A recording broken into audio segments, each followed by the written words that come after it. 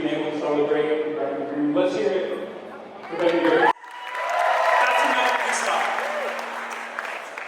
Like Solomon said, we're Jared and Liam, and we've been friends with Ben since senior year. We first met in Engineering 101, where I showed up to the first day of class, and I remember looking around and seeing all of these people wearing dress clothes, like totally nervous. And I look right behind me, and there's this really lanky guy wearing a bright pink shirt. That was loose enough and tucked in weirdly enough that it was just ballooning everywhere around his waist. So that's why I'm in Jared. You know, Ben, I'm kind of surprised you didn't want to go with the ballooning pink shirt look today. And frankly, I think it would have been a great addition to all of this. Yeah. And then my gaze kept going, and I saw Ben and was immediately in awe. Here was this freshman, someone that you would think wouldn't know how to dress himself fully, being one of the best dressed guys I had ever seen, and holding himself with such grace. Pun not intended. From the moment I met him, I knew he was carefully attentive and reflective, and he just seemed set apart. We got to know Ben through a mandatory project group in that same class where we met once a week for dinner at Chick-fil-A. He was well-mannered and polite, friendly, sincere, not the most expressive guy, but he's been very smiley today, so you wouldn't know.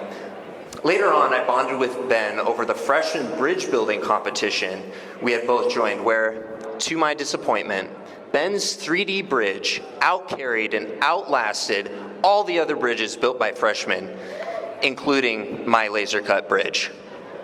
As you can imagine, this brought out Ben's extremely boastful and competitive side, so typical of Ben, and Ben was impossibly friends with for the rest of the semester. Just kidding. That, of course, did not happen. If you know Ben at all, he's so humble, and it's a complete exaggeration. Our path with Ben remained intertwined through shared classes. For me, I also remember going over to Ben's apartment for homework help, where essentially Ben became my unofficial tutor in physics, calculus, dynamics. Let's just say that Ben was greatly contributed to my education. He was so disciplined, he had the assignments done on time and early, and he was in bed on time. And as you heard tonight, Ben is an amazing singer. He was part of the University Choir Orchestra that we were in until he just decided to quit one year, and we were trying to figure out what on earth can you use all that spare time for. Thankfully, as seniors, we became roommates with Ben, and we quickly found out just how wild he was when we walked into the apartment one evening and saw him there at the table with origami. We saw him doing devotions regularly, and he would get a full night's sleep every single night, a full 8 hours as a college engineer. Unbelievable. What a crazy college kid. But for all his wild nights, maybe his true wild side, that he just accepts all the strange little performances, antics, and jokes we made up that made no sense, but were hilarious to us in our broken humor. Stuff like this. Hey, Ben, can you read it? Never going to give you up. Never gonna let you down. You know, Liam, why does he always go along with the things that we say and do? It makes no sense. I mean, you just saw him read those cards, no questions asked, right? Who does that? Who would do that on their own wedding day, even? Unless, you know, he's so good with machines, maybe he himself is a machine. Maybe he's a robot, a cyborg, the Terminator. You see, we've been thinking about this for a while, pun definitely intended. And Ben seemed too smart, too wise. In the face of all of our chaos, he was too calm and stoic. He was so committed to his academic goals, like an entity with a single directive.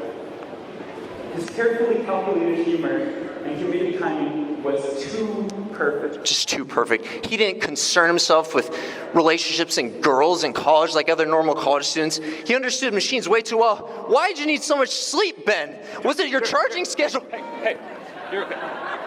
Okay, calm down. Sorry. We were talking about it the other night.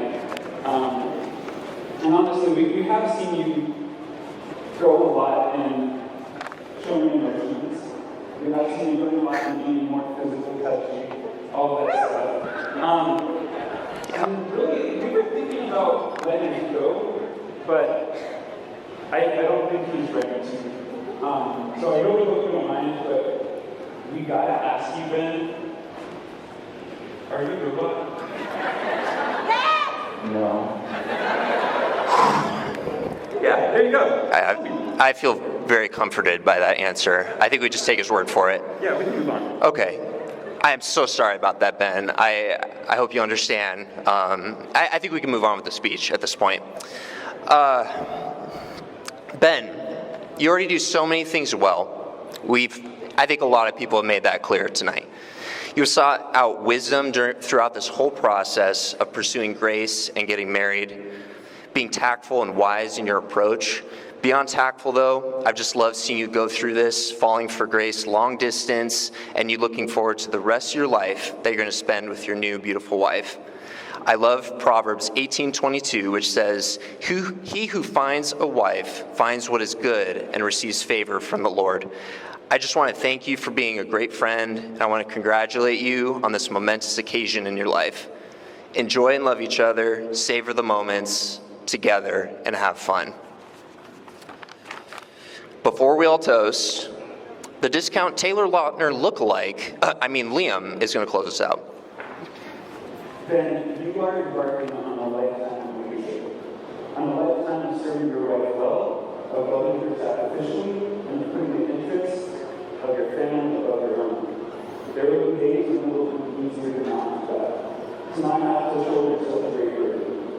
But it is what God calls you to do. And I know you're strong. I know that you have a lot of abilities to succeed, but it is not through your own abilities that you grow. Lean on the strength of the Lord, be dedicated in following Him, and seeking His wisdom and glory in doing well. Ben and Nicholas, you guys made it abundantly clear that your desire is to serve the Lord and worship Him with your lives, and that your hope is for us to continue to encourage and uplift you as you pursue that. And we will commit to doing just that. And we will also commit to praying Deuteronomy 6:5 over you, that you would love the Lord your God with all your heart, with all your strength, and with all your mind. Everybody, if you'll raise a glass with me to Ben and Grace and Mark.